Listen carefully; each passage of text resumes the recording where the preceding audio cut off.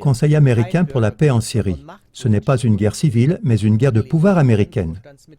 Lors d'une conférence de presse, Madeleine Hoffman, directrice présidente du New Jersey Peace Action et membre de la délégation en Syrie, a contredit l'affirmation largement répandue qu'en Syrie on est en présence d'une guerre civile. Citation, « C'est probablement une des premières choses que nous avons entendues et toujours réentendues. Ce n'est pas une guerre du président Assad contre sa population, mais c'est le président Assad qui combat main dans la main avec sa population contre les troupes de l'extérieur et les organisations terroristes. Parfois, ces derniers changent de nom chaque jour pour cacher leur véritable identité et pour que leurs partisans restent dans l'ombre, c'est-à-dire pour les dissimuler. Et il y a là des groupes terroristes violents qui sont payés et soutenus par l'Arabie saoudite, le Qatar, la Turquie, les États-Unis et aussi par Israël. George Jameson a aussi confirmé cela. Les groupes qui sont qualifiés par le gouvernement américain de groupes modérés ne le sont pas.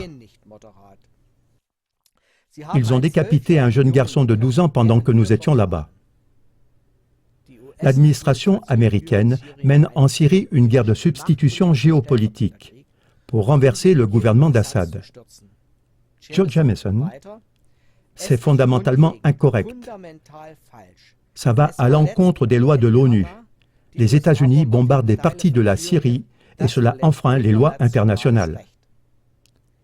Dr. Henry Lowendorf, le chef de la délégation du Conseil de paix américain, a dit aux médias occidentaux lors d'une conférence de presse « La raison pour laquelle nous sommes ici, c'est pour vous dire d'arrêter de n'écouter que les gens qui publient seulement des informations du gouvernement américain.